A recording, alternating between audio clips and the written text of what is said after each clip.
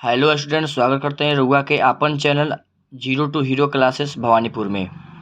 जैसे कि रुआ पता बाटे क्लास 10th में भोजपुरी के 2 किताब पढ़े के बा हमनी के, जिनमें से पहिलका किताब बा पान फूल भाग 2 और एगो किताब बाटे जौना के नाम बाटे बगीचा। तो आज हमनी पान फूल भाग 2 के पढ़े के कोशिश कइल जाई लाइन बाई लाइन। और सबसे पहले हमनी के पान फूल भाग 2 के पढ़े से पहले हमनी के ई पढ़े के पड़ी कि जौन कहानी लिखल गइल बा एमे उ कहानी के लिखले बा और केकरा द्वारा लिखल गइल बा कहानी।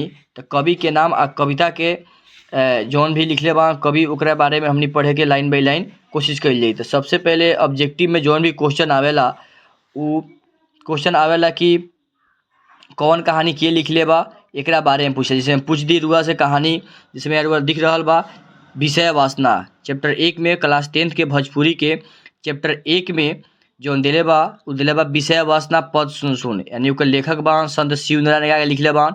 तो क्वेश्चन पूछ सकता कि संत शिव नारायण तो विषय वासना लिखले बान। ओकरा बाद सगरे जहान भोजपुरिया भी संत शिव नारायण लिखले बान, ये एकांकी है। पूछ दी कि संत शिव नारायण के द्वारा जौन सगरे जहाँ भोजपुरिया लिखल गइल बा उ कहानी है कि एकांक है कि निबंध है। तो क्या है? एकांक है।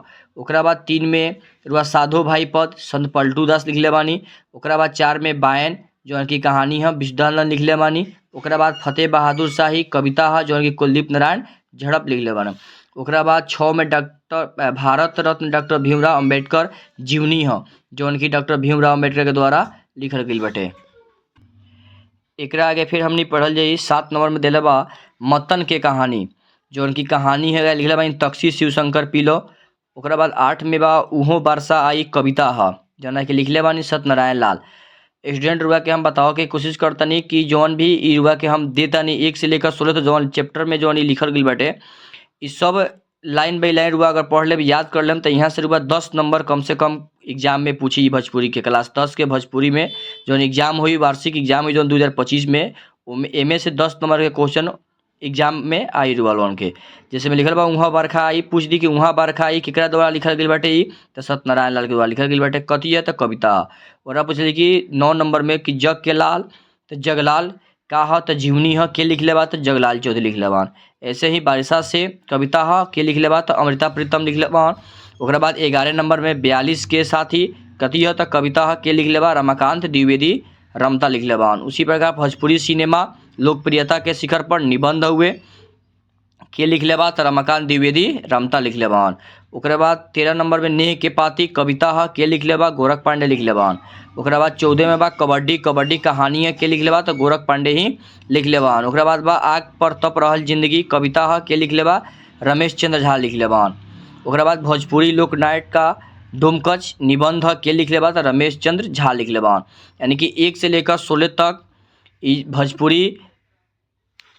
भोजपुरी के रुआ पान फूल में भाग 2 में ही दिले बाटे इतना कहानी और एकांकी और कविता और जीवनी दिले बाटे 16 गो।